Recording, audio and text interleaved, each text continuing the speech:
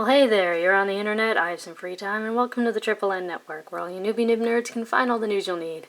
Let's look at an ink today, shall we?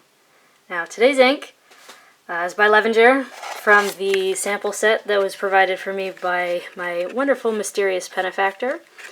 And today's color is Skies of Blue, which is, if you sort of see, it's sort of like their standard blue, you know, like they've got a turquoise, and then sort of like a royal blue, and then sort of like a dark blue, and Skies of Blue is sort of like their nice medium blue. The thing is, the way the sample set works, you get exactly one cartridge, and I sometimes forget just how little is in one cartridge. It's half a milliliter. So when I put it in a pen to sort of try it out and like have fun, I want to get to know an ink before I review it. The thing is, usually by the time I've gotten to know it even just a little, there's barely enough to finish the test. So by the time I realized that, I'm like, oh, I need to save this, like I need to do a test with this. And so it sat in this pen it was probably in a pen a total of about 10 days to 2 weeks. And something that I've noticed with Levenger, almost like diatramentus syndrome, is the longer it's in a pen, the worse it behaves. And yeah, so the pen I just happened to put it in was this pen and ink Sketch with a broad nib. And yeah, so this is going to be slightly skewed. Maybe if the ink was fresh, it would behave better, because when I first put it in the pen, was using it, I actually really liked this ink. I was considering buying a bottle. Then it kind of went downhill. Also because it's a broad, cheaper paper might not do so well, but yeah, so, grain of salt. Now, because there was so little and I wanted to make sure I finished the test, I didn't have any comparable swabs, and I apologize, but here's the chromatography. As you can see, it's just blue, blue, and more blue. It's a very light blue, and then into sort of like a nice medium blue and almost a dark blue at the top. And here's where I let it dry, which is not how you're supposed to do it, but as you can see, pretty much the only difference is the dot is darker and it's a touch lighter right up at the rim. Alright, top down in density, Clairefontaine, 90 grams per square meter. As you can probably tell even from this distance, there's some trouble. I'm going to try and bring this in and hold it real still, but I make no promises. I'm highly caffeinated.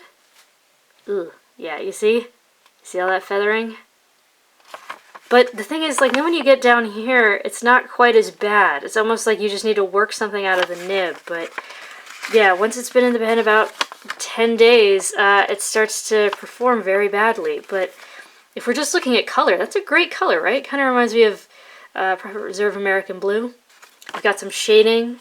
You have like the tiniest bit of sheen, regardless of what I say, down here. It's like in the, sort of like that cross across the A is, like where it sort of lines double up or at the end of a downstroke. Teeny, teeny. But yeah, 18 seconds to dry on here, but this is Clairefontaine. It's a very dense paper, and that was a broad nib. But yeah, I mean, when it was fresh, I loved this ink, but yeah, here you get some feathering. You don't really get spread. You do get a little bit of bleed, particularly at the edges and in the water test. But yeah, when it was fresh, this ink was fantastic. But yeah, as you can see, it makes a bit of a mess, but there is something left behind. If you absolutely had to recover that, you could. Next is Rhodia, 80 grams per square meter, where it did really, really badly again. So sorry about this. Like if you see the, like in brown, it's pretty bad. Oh, ink, it's pretty bad. Yeah, here, I mean, there's no shading, and yet it took 18 seconds to dry. Here, there is no sheen at all. I mean, that water test just, it's terrible. It dyed the page, it exploded, it feathered. It's really not good. The color is still lovely. That's something that this ink does really well, even when it's behaving so badly. It looks great, but yeah, it did not do that at first. I mean, even under the bright lights, you can tell that it's very nearly making it to the other side of the page. And this is Rhodia.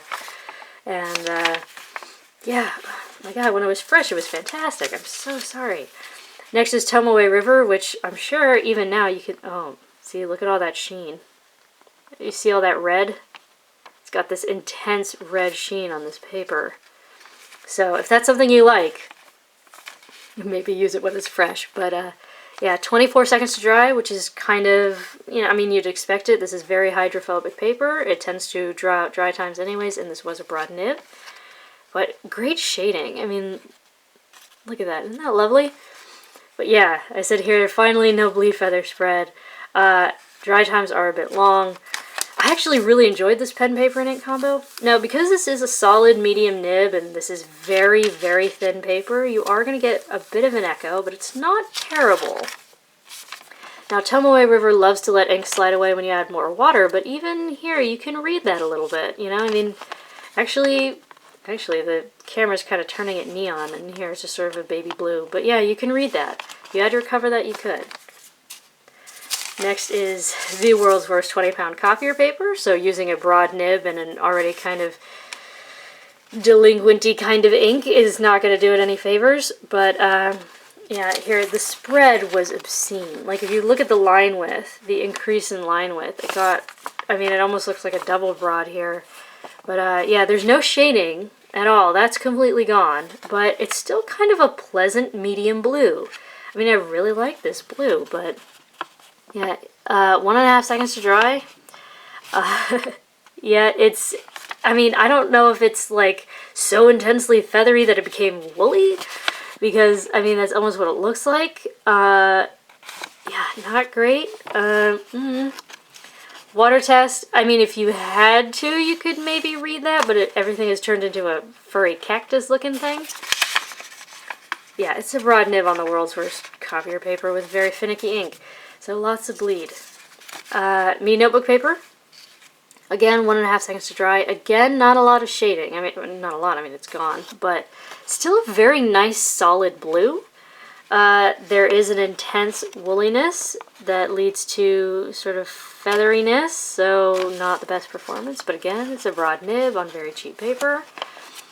This tends to happen on Mead paper anyway. There's some exploding and some feathering, but again, you can sort of see like what's at the core is very clear and very there, so it's almost, sometimes in these situations I think, well, maybe it'd be more legible if I just added more water, but yeah, so I mean, it's a broad nib, and this is very, very cheap paper. This is the stuff you can buy at pharmacies, you know. It's,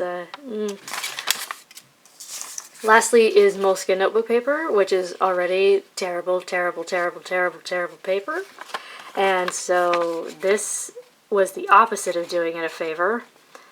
I mean, look at how, like, it actually, you know, it's like spotty, you know? It's intensely feathering. It's gone completely, I mean, this definitely looks like a double broad. And for some reason, it took 6 seconds to dry. I cannot explain this. This is why I find this paper infuriating. And that water test is insane. First of all, it completely, like, reshaped the paper. It has a completely different texture now. That is illegible. And, yeah. I mean, even with the bright light in this direction, you can see all of that. I mean, yeah, it's a broad nib, but I really don't think that a smaller nib would do much better on Moleskine with this ink. So, yeah, there you go. There's Levenger's Skies of Blue. A very nice medium blue. Keep it fresh. That's all I can say. Sheens beautifully on Tomoe River paper. Yeah, I didn't represent it as well as I could, but I feel like this is also an accurate representation, because when it stays in the pen, a lot of Levenger inks tend to do this. So, yeah, for your consideration from the Triple N Network, if you liked the video, please give it a thumbs up. If you'd like to see more, please subscribe to the channel, and thanks for watching. Bye.